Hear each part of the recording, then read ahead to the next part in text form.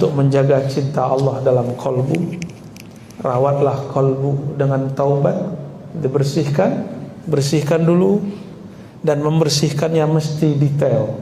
Dahsyatnya zikir itu, ibu. Kita zikir, nanti Allah akan perjalankan diri kita masuk ke dalam kolbu kita sendiri. Disitulah nanti akan kebuka apa yang tersimpan di kolbu kita. Jadi kalau dosa belum dihapus, kita masih ingat-ingat, kita sebut-sebut. Ciri-ciri taubat belum diterima, ingat gelisah. Itu belum diterima taubatnya itu. Terus gimana? Jangan cerita maksiatnya kepada orang.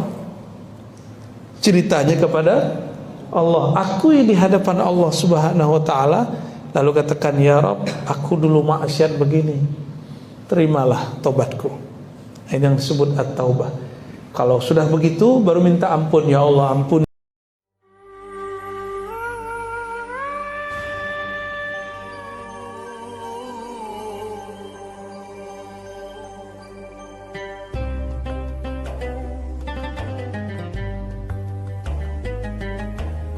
Nama Allah nggak pantas taruh di sana. Saya harus hancurkan di mulut saya sendiri. Dia selamatkan kertas itu. Malam-malam dia tertidur, fara'a rabbahu fi manami. Dalam tidurnya dia melihat Allah yang punya nama datang. Ini mimpi, Pak, ya, mimpi. Tidur itu akhul maut, saudara mati. Bertemu Allah harus mati dulu. Bisa mati dalam kesadaran, bisa mati di alam bawah sadar. Apa kata Allah dalam mimpinya? Wahai hambaku, karena engkau menghormati namaku. Dengan cara apa tadi dia hormati? Dia bersihin, dia makan. Maka aku angkat engkau jadi kekasihku. Tuh, gampang-gampang susah jadi wali Allah. Jadi kekasih Allah. Itu karena dia menghargai nama Allah, itu pantasnya di dalam kolbu. Ciri-ciri orang yang sudah tidak hormat kepada nama Allah, dia sembarangan naruh nama Allah. Sembarangan aja naruh nama Allah, ya.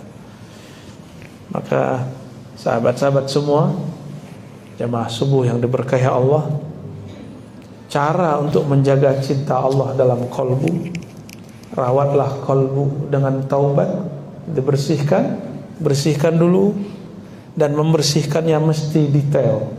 Taubat itu kalau nggak detail nggak diterima. Sebutkan apa salahnya kepada Allah, akui salahnya, karena semua kita ini ada dosanya, benar nggak? Ya, tanya ke imam kita, pasti beliau nggak merasa suci. Imam merasa suci mimpin sholat, langsung iblis dalam hatinya. Kita jadi makmum merasa lebih tinggi daripada di samping, itu yang sholat bukan manusia. Fawailul lil musallin, celaka bagi orang yang merasa dirinya orang taat. Nah, rawat kolbu dengan taubat yang detail. Sebutkan, Pak, maksiatnya apa kepada Allah, bukan ke guru, bukan ke ustadz, bukan ke teman. Maka jangan pernah curhatkan maksiat. Jangan pernah curhat maksiat. Semua kita punya maksiat. Semua kita punya masalah. Semua kita punya masa lalu. Ciri-ciri dosa belum dihapus, kita masih ingat-ingat, kita sebut-sebut. Ciri-ciri taubat belum diterima, ingat gelisah.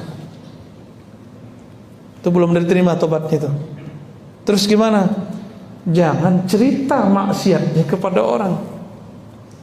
Ceritanya kepada Allah. Akui di hadapan Allah Subhanahu wa taala, lalu katakan, ya Rabb, aku dulu maksiat begini. Terimalah taubatku. Ini yang disebut at-taubah. Kalau sudah begitu baru minta ampun, ya Allah ampuni dosaku. Dibersihkan oleh Allah, baru isi dengan namanya. Disitulah kolbu akan terjaga cintanya kepada Allah Subhanahu wa ta'ala. Yang punya nama akan memandang kolbu. Sekali saja Allah memandang kolbu dengan rahmat, maka selama-lamanya Allah menyayangi kolbu itu. Sekali saja Allah memandang kolbu kita, selama-lamanya Allah mandang kalbu kita. Maka Ibnu Athaillah mengatakan, kenapa pengalaman rohani itu tidak abadi? Kok khusyuk itu nggak datang setiap saat? Karena yang abadi cuma Allah, khusyuk bukan Allah. Kenapa getaran kalbu itu nggak selalu? Karena getaran itu makhluk. Yang penting nama Allahnya ada di dalam kalbu. Jadi jangan cari khusyuk, jangan cari getar kalbu, jangan cari nikmat zikir. Carilah yang punya nikmat itu, Allah Subhanahu wa ta'ala. Saya tutup dengan hadis qudsi, ana ma'ahu idza dzakarani. Aku tidaklah jauh dari namaku. Siapa yang menyebut namaku, ketahuilah aku dekat dengannya. Ana ma'ahu, aku membersamainya. Maka mulai pagi ini, mulailah rutin zikir. Rutin zikir. Kalau bersama yang punya alam semesta, mau takut ke siapa lagi? Kalau bersama dengan yang menguasai alam semesta, mau gelisah apa lagi? Orang gelisah itu karena tidak mengenal pemilik alam semesta. Pemilik alam ini bukan si bohir-bohir itu, bukan. Pemilik alam ini Rabbul Alamin, yang dia mengenalkan dirinya kepada Sayyidina Musa. Innani anallahu la ilaha illa ana. Hai Musa, sesungguhnya akulah Allah. Maka panggillah ya Allah, ya Allah. Jadi salah satu wirid yang boleh diamalkan setiap pagi, zikir ya Allah, ya Allah. 100 saja Pak pagi. Kalau bagusnya 200 ba'da sholat. Ya Allah, ya Allah. Mau ngamalin gak? Allah, Allah terus 200 ba'da sholat, ba'da sholat, ba'da sholat, ba'da sholat. Berarti setiap hari berapa? 1000. Kalau kerja sehari 8 jam, masa mau nyebut nama Allah cuma 5 menit ba'da sholat gak mau? Jika nyebut nama Allah 200 itu 200 detik, berarti gak nyampe 5 menit. Betapa anehnya orang hari ini. Untuk buka Facebook nggak merasa sibuk, untuk buka YouTube nggak merasa sulit, tapi untuk buka YouTube kolbunya kok sulit, untuk buka face kolbunya kok sulit. Karena dia mempersulit dirinya, Allah pun mempersulitnya. Jadi saya mengajak mulai, ya nggak ada kata sulit. Jangan cari khusyuk, jangan cari lezat, carilah rasa. Allah yang punya rasa. Kadang rasa itu tidak ada rasanya, karena Allah yang punya rasa, suka-suka dia ciptakan rasa. Ya, kita tidak menyembah rasa, kita menyembah Allah yang menciptakan rasa. Jemaah subuh yang muka Allah, barangkali itu yang dapat saya sampaikan. Ya, tadabbur terhadap surat Thaha, surat 20 ayat 124 ya. Nah, kita tutup ayatnya. Orang-orang yang berpaling dari zikirku, maka kami jadikan bagi dia ma'isyatan dongka, kehidupan yang sempit. Wa nahsyuruhu yaumal qiyamati a'ma. Di akhirat nanti dia buta. Sekarang bisa lihat, tapi di akhirat buta. Enggak mau buta ya? Orang yang buta di dunia, kalbunya bercahaya, insyaallah nanti dibangkitkan matanya kembali. Ya, Allah maj'alna mimman zakara rabbahu. Amin ya rabbal alamin. Gimana Buya? Katanya ada yang mau nanya? Ya. Mungkin dia ada jemaah yang mau bertanya, kami persilakan ibu-ibu di belakang.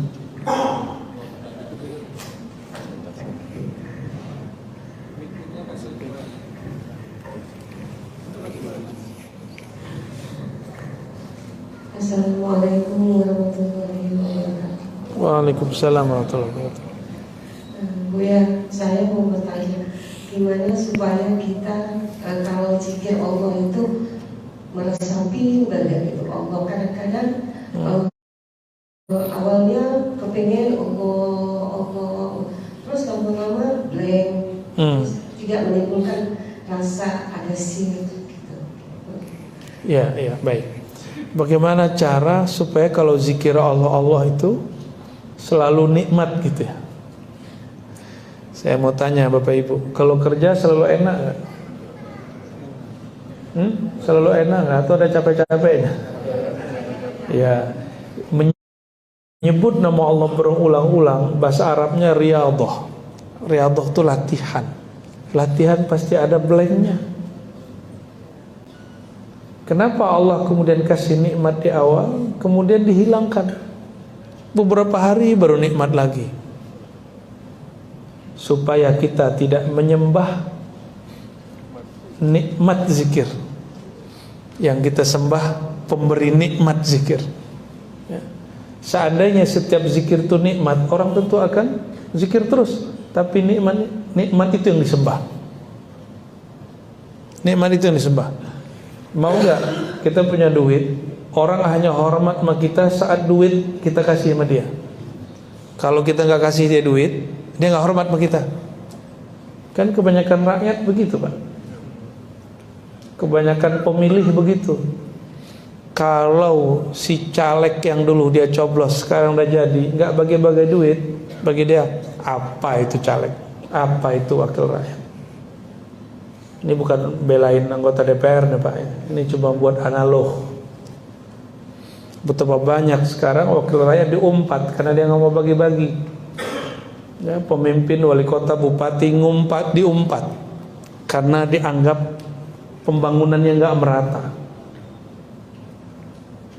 Maka mau sebenarnya itu para pemimpin kalau mereka sadar aja bab ini bisa jadi wali Allah. Karena salah satu ciri wali Allah itu pasti suka dihujat orang setiap hari, setiap detik. Dan yang paling sering dihujat itu pemimpin. Benar gak? Ya. Kalau pemimpin ya wajar dihujat. Apalagi kalau nggak beres kerjaannya. Tapi rakyat begitu, nggak ada dapat duit, nggak dapat bantuan, dia ngumpat. Coba ada karyawan, pegawai, dia kerja tunjangan nggak turun, ngeluh nggak? Oh, sumpah serapah keluar. Karena dia menghargai tuannya, atasannya berdasarkan fulus. Apa begitu hubungan kita dengan Allah? Hubungan kita dengan Allah bukan hubungan tuan sama anak buah, bukan hubungan karyawan, bukan atasan sama bawahan. Hubungan kita dengan Allah hubungan hubbiyah, ruhiyah, hubungan ruh. Ruh ini sudah ada sebelum tubuh. Sudah tua hubungan ruh dengan Allah Subhanahu wa taala. Maka kalau jiwa ini, badan ini enggak merasakan nikmat zikir, itu seakan-akan Allah ingin mengatakan, sembahlah aku semata, jangan sembah selainku. Ya. Lalu kok bisa putus-putus? Nah, bisa jadi karena kolbunya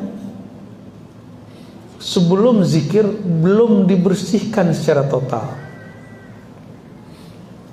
Kayak tadi, kenapa kita nggak nyaman di masjid, di resto? Karena tempatnya nggak bersih. Lagi makan enak, tahu-tahu ada lalat di dalam. Pernah ngalamin nggak? Resto terkenal, lagi makan enak, nongol lalat, ikut di dalam kuah, lezatnya. Bisa makan nggak? Berhenti makan gitu. Sama dahsyatnya zikir itu, Ibu. Kita zikir, nanti Allah akan perjalankan diri kita masuk ke dalam kolbu kita sendiri. Disitulah nanti akan kebuka apa yang tersimpan di kolbu kita. Jadi kalau itu terjadi, Ibu istighfarkan kolbunya. Ya Allah, ampuni dosa kolbuku. Ingat-ingat apa yang masih tersimpan. Masih nyimpan kesel nggak sama orang? Nah, bisa jadi. Ya. Kadang-kadang kita kesel sama orang kita yang paling dekat sama kita. Mungkin Bapak Ibu ini nggak iri dengki sama orang, nggak emosi sama orang, tapi keselnya sama anak sendiri, keselnya sama suami istri, keselnya kadang sama saudara kandung, keselnya kadang sama orang tua sendiri. Ada anak kesel sama orang tua. Kok bisa begitu ya? Ya, anak kurang ngajar itu ya. Bapak Ibu yang bukan Allah, kalau itu terjadi, ada hampa di kolbu saat berzikir, istighfarkan lagi. Ya. Masih hampa lagi, udah dizikirkan. Nah, baca ini. Coba baca sama-sama. Allahu naziri Allah memandang ke dalam kalbuku. Diulang-ulang. Ya, Allahu naziri, Allahu syahidi. Allah memandang ke dalam kalbuku. Dibaca ini 7 kali. Matanya dipejam, dadanya dipegang, katakan. Pakai bahasa Indonesia boleh. Ya Allah, wahai yang memandang isi kalbuku. Dimunculkan rasa dipandang oleh Allah. Ini pertanyaan terakhir, Pak. Senang nggak kalau diliatin sama orang yang kita suka? Senang. Tapi pede nggak diliatin sama orang yang kita suka, pakaian kita lagi jelek? Nggak nyaman. Nah, itulah yang ibu rasakan. Ketika kolbu mungkin ada sesuatu dipandang oleh Allah, si kolbunya malu, maka dia kemudian menghilang. Itu yang terjadi pada orang-orang tertentu. Makanya kadang-kadang ada juga namanya jazbah. Ya, orang lagi zikir terus tiba-tiba berteriak. Ada yang pingsan juga. Kawan yang nggak mengerti dianggap kesurupan. Mana ada orang kesurupan nama-nama Allah ya? Ya, kesurupan sama setan. Allahumma sholli ala Sayyidina Muhammad. Ya, satu lagi cukup. Assalamualaikum warahmatullahi wabarakatuh. Allahumma sholli ala Sayyidina Muhammad. Amin ya Rabb. Seperti yang bila bicarakan tadi, Allah Akbar tadi mesti kalbu kita, nama Allah kalbu kita. Bagaimana kalau ada seseorang menaruh nama Allah dan nama Muhammad di kamar pribadinya? Biasanya kalau nama Allah seperti di masjid kita ini, ya.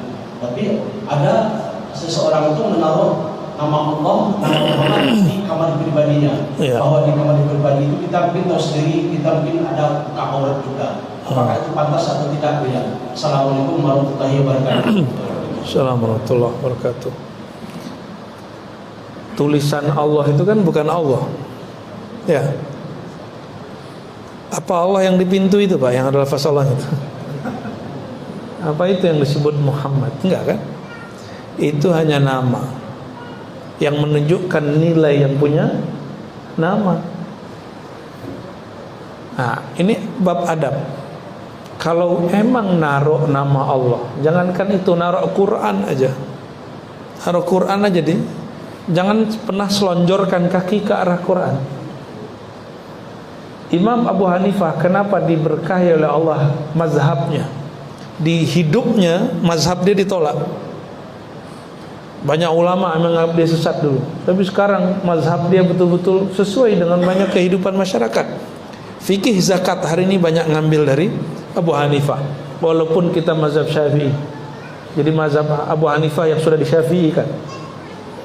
Imam Abu Hanifah ini satu kali ditanya oleh orang di rumahnya, entahkah itu istrinya atau anaknya, putrinya.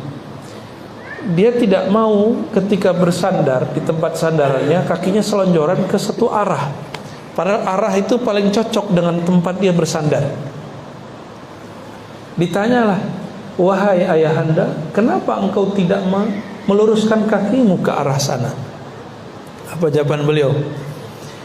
Di arah kakiku itu ada rumah guruku, Hammad ibn Abi Sulaiman.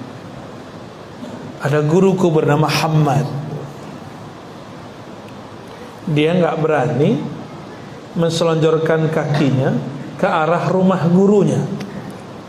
Khurafat gitu. Enggak, bedakan cinta adab dengan khurafat. Makanya dia, orang-orang yang faham Abu Hanifah itu pasti beradab kepada Imam Abu Hanifah, karena beliau beradab sama gurunya. Ya, nggak berani.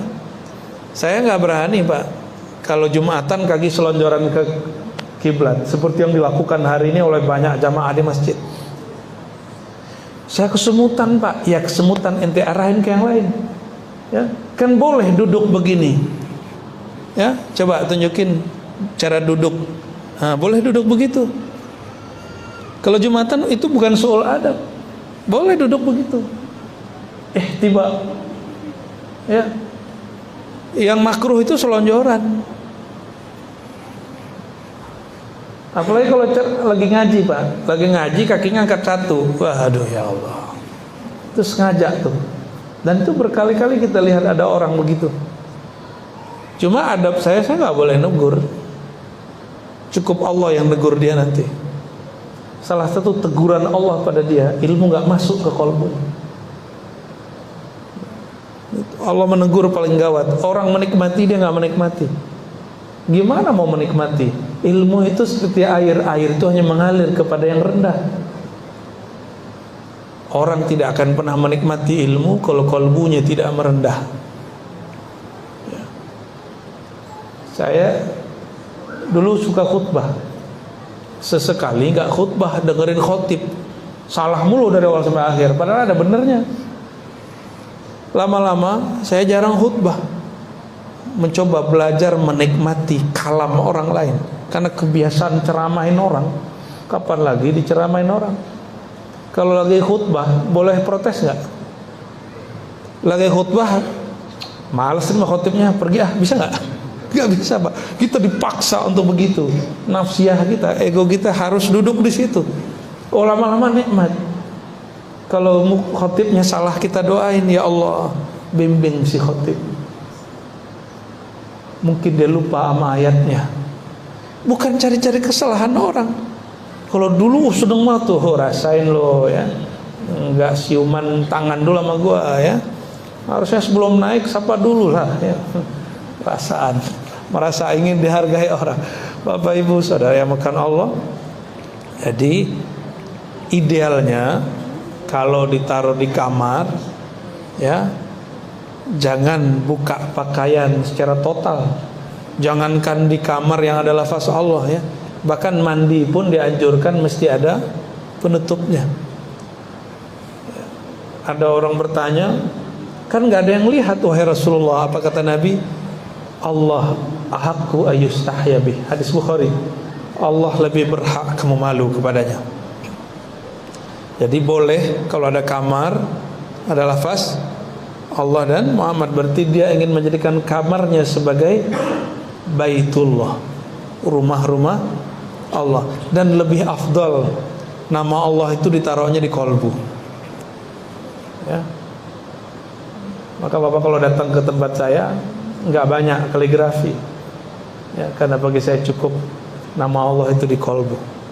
Nggak banyak ornamen kita, polos ya, putih-putih aja. Barangkali itu Bapak Ibu yang makan Allah. Sudah jam 6 ya. Semoga semua yang hadir pagi ini dan siapapun yang mendengarkan, Allah jaga kolbunya, kolbu kita semua, dengan masuknya nama Allah setiap saat ya. Dan Allah berkahi keluarga kita, pekerjaan kita semua. Wabil khusus Allah berkahi negeri ini dan negeri-negeri sekitarnya. Siapa saja yang di kolbunya ada nama Allah Subhanahu wa taala. Rabbana atina fid dunya hasanah wa fil akhirati hasanah wa qina adzabannar. Ya Allah, kami memohon keberkahan zahir dan batin kami di dunia dan di akhirat untuk kami, tetangga kami, orang tua kami, pasangan kami, anak-anak kami, kawan kami, bahkan orang yang mungkin memusuhi kami tapi masih ada nama Allah di kalbunya. Maka ya Allah, berkahilah semuanya. A'inna ala dzikrika wa syukrika wa husni ibadatik. Ya Allah, bantulah kami menyebut namamu, bantulah kami istiqamah dalam menyembahmu, matikan kami dalam husnul khatimah. Allahumma salli wa sallim wa barik ala Sayyidina Muhammad al-Fatih lima ughliq wal khatim lima sabaq nasirul haqqi bil haqqi wal hadi ila siratikal mustaqim wa ala alihi haqqa qadrihi wa miqdaril azim walhamdulillahi rabbil alamin. Mohon maaf salah kurangnya. Assalamualaikum warahmatullahi wabarakatuh.